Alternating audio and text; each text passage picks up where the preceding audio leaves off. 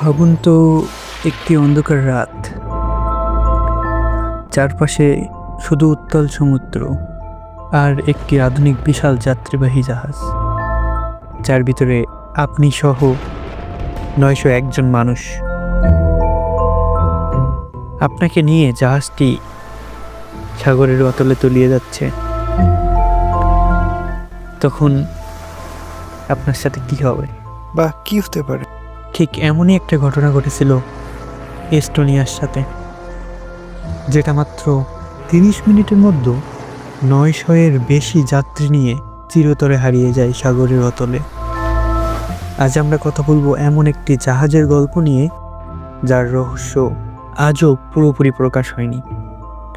এই গল্প টাইটানিকের থেকেও অনেক ভয়ঙ্কর, কারণ এটা ঘটেছিল ১৯৯৪ সালে, যখন আধুনিক প্রযুক্তি, রাডার, স্যাটেলাইট সবই ছিল। জাহাজটির নাম ছিল এমএস এস্টোনিয়া।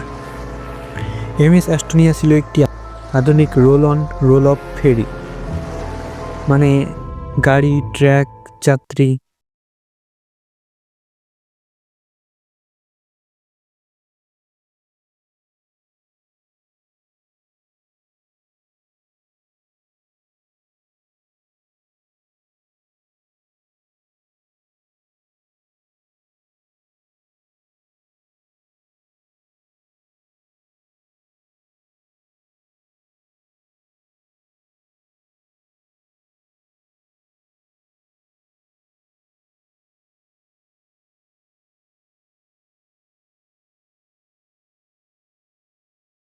এক রাতে হয়ে উঠবে ইউরোপের ইতিহাসের সবথেকে বড় ভয়াবহ সামুদ্রিক ট্র্যাজেডি।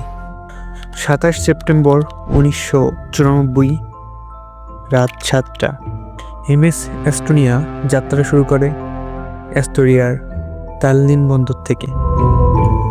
ভিতরে ছিল ৯৮৯ জন মানুষ, যাত্রী প্লাস ক্রু মেম্বার দিয়ে। রাত যত গভীর হতে থাকে, আবহাওয়াও তত খারাপ হতে থাকে। জাহাজটি তখন বাল্টিন সাগরে, উচ্চ ঢেউ, প্রবল বাতাস, ঝড়ো পরিস্থিতি। তবুও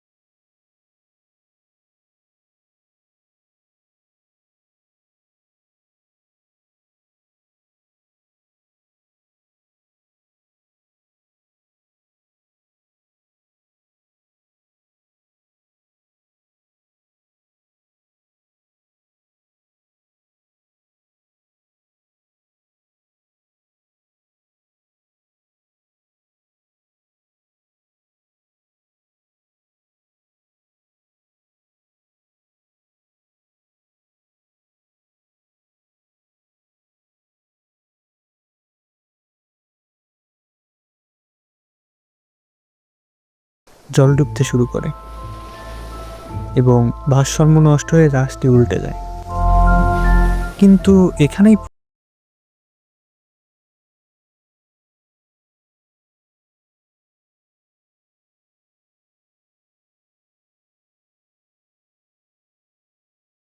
কেন জাহাজের কিছু ক্ষত দরজার অংশ ছাড়াও পাওয়া যায়?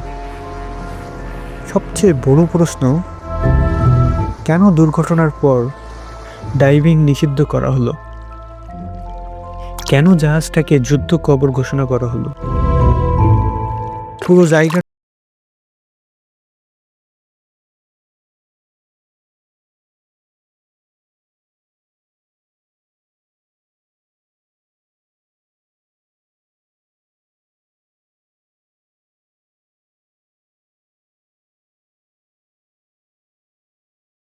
করেন যে ভিতরে কোনো বিস্ফোরণ হয়েছিল, জাহাজে হয়তো গোপন সামরিক অস্ত্র পরিবহন হচ্ছিল। সরকার সত্য লুকিয়েছে। সরকার অবশ্য এই দাবি অস্বীকার করে, কিন্তু পুরো সত্য আজও প্রকাশ পায়নি। 2020 সালে